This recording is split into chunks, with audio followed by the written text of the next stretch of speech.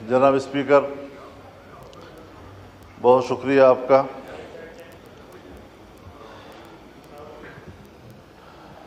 جو صورتحال امن و امان کے حوالے سے اس وقت ملک میں ہے، یا پھر بے روزگاری کے حوالے سے جو صورتحال ملک کے اندر ہے،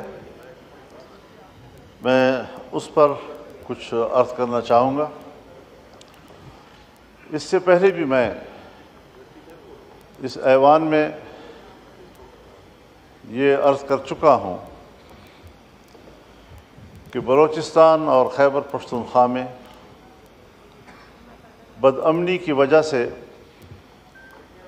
حکومتی رٹ ختم ہو چکی ہے اور مسلح قوتیں وہاں حکومت کر رہی ہیں، وہاں پر ٹیکس وصول کر رہے ہیں، روڈ کے اوپر پلازوں پر ٹولز وصول کر رہے ہیں، اور راکٹ لانچرز کے ساتھ اور انتہائی اعلیٰ ترین اسلحے کے ساتھ لیس گاؤں گاؤں پھر رہے ہیں، سڑکوں پہ وہ پہرے دے رہے ہیں۔ اور ابھی جو حال ہی میں بلوچستان میں ایک ہی دن میں 4-5 مقامات پر ریاستی اداروں پہ حملے ہوئے، ہماری مسلح افواج کے جوانوں پہ حملے ہوئے، یہ سب چیزیں وہ ہیں کہ اگر ایوان اس پر غور نہیں کرے گا تو پھر کون غور کرے گا؟ ہم کبھی بھی ایسے معاملات کو سنجیدہ نہیں لے رہے ہیں، چنانچہ دونوں طرف صورتحال جذباتی ہو جاتی ہے۔ ایک فریق اس حد تک چلا جاتا ہے کہ پھر وہ علیحدگی کی باتیں شروع کر دیتا ہے، دوسری طرف بھی ہم طاقت کے ساتھ ان سے نمٹنے اور ہم مکمل طور پر ریاست کے تحفظ کے لیے آخری حد تک جانے کے لیے تیار ہیں۔ اس قسم کے بیانات صورتحال کو اور جذباتی بناتے ہیں اور دونوں طرف سے ایک انتہا پہ چلے جانے کا عمل وہ پاکستان کی سلامتی کے لیے آج ایک سوالیہ نشان بن گیا ہے۔ جناب اسپیکر، ان سارے معاملات کو سیاسی لوگ ہی طے کر سکتے ہیں۔ آج سیاسی لوگوں کی اہمیت ختم کی جا رہی ہے۔ جہاں معروف معاملہ فہم، تجربہ کار اور سینئر سیاسی قیادت ہے، ان کو سائیڈ لائن کیا جا رہا ہے۔ ظاہر ہے کہ اس کی جگہ نئے نوجوان لیں گے، وہ تجربہ بھی نہیں رکھتے، معاملہ فہمی سے بھی محروم ہوتے ہیں، جذباتی بھی ہوتے ہیں، اور اس سے معاملات اس قدر الجھ جاتے ہیں کہ پھر اس گتھی کو سلجھانا ریاست کے لیے بھی مشکل ہو جاتا ہے۔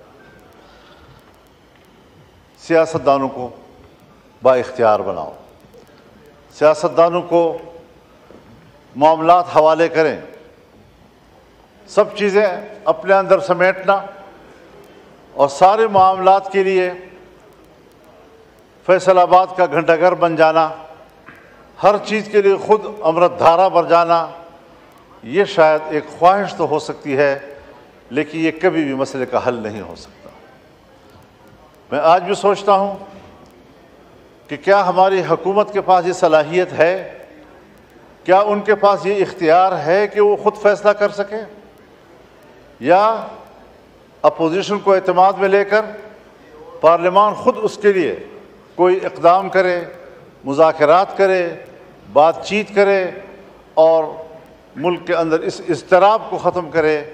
ہم پراکسی جنگ لڑ رہے ہیں، یہ ہمارے اپنے مفاد کی جنگ نہیں ہے، بلکہ عالمی قوتیں دخیل ہو رہی ہیں اور عالمی قوتیں اس صورتحال کا فائدہ اٹھا رہی ہیں۔ جناب اسپیکر، یہ بات آپ سے بھی مخفی نہیں ہے کہ اس وقت خطہ پاکستان اس پراکسی وار کا ایک میدان جنگ بنا ہوا ہے۔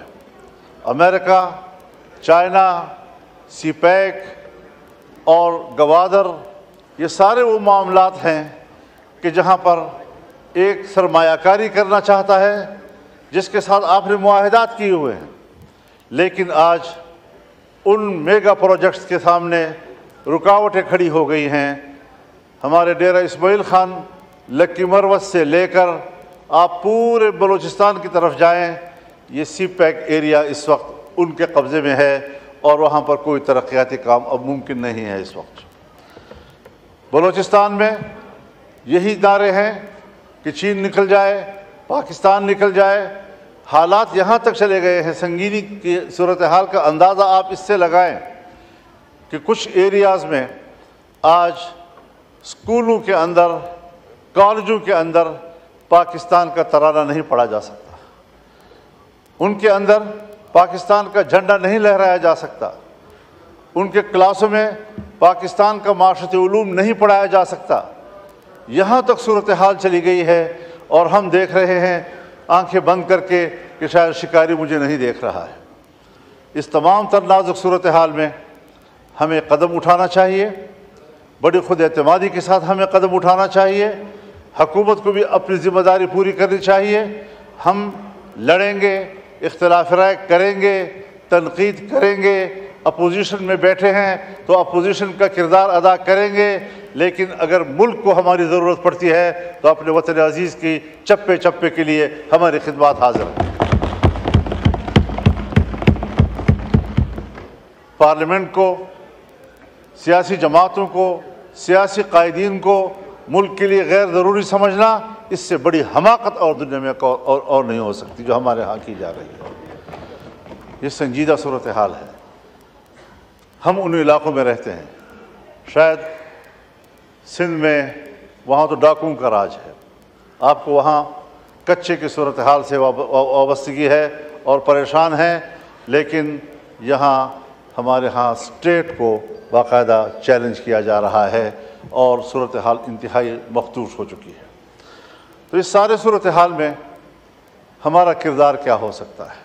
میں اب بھی یقین رکھتا ہوں کہ اگر پارلیمنٹ سے درخواست کی جائے کہ وہ آگے بڑھیں، بلوچستان میں جا کر بات کریں، لوگوں کے ساتھ گفتگو کریں،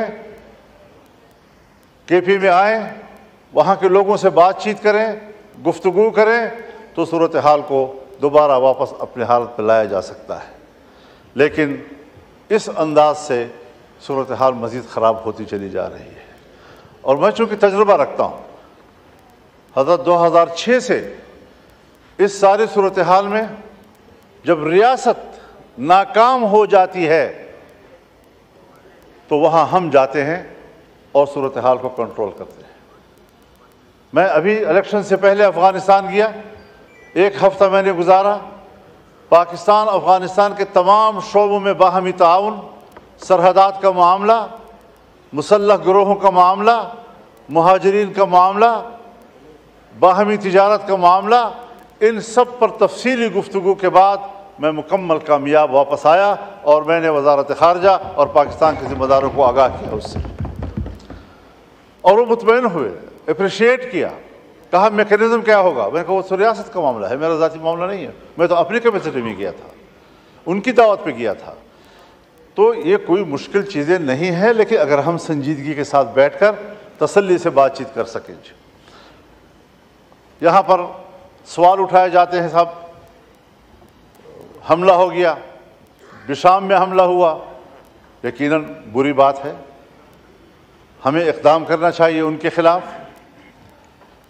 سیدھا الزام آ جاتا ہے کہ یہ تو افغانستان کے لوگ ہیں، افغانستان کے لوگ ہیں تو افغانستان کے لوگ مجرم ہیں پھر۔ لیکن وہ 1 یا 2 چوکیوں کو عبور کر کے کوئٹہ پہنچتے ہیں، اور کوئٹہ سے لے کر بشام اور کوہستان تک 250 چوکیاں ہیں، ان کو عبور کرنا کیا وہ بھی افغانستان کی ذمہ داری ہے؟ ہم کہاں تھے وہاں پر؟ سرحدات پر ہماری فوج ہے، ان کے پاس تو اتنی فوج ہی نہیں ہے کہ وہ سرحدات کنٹرول کر سکے۔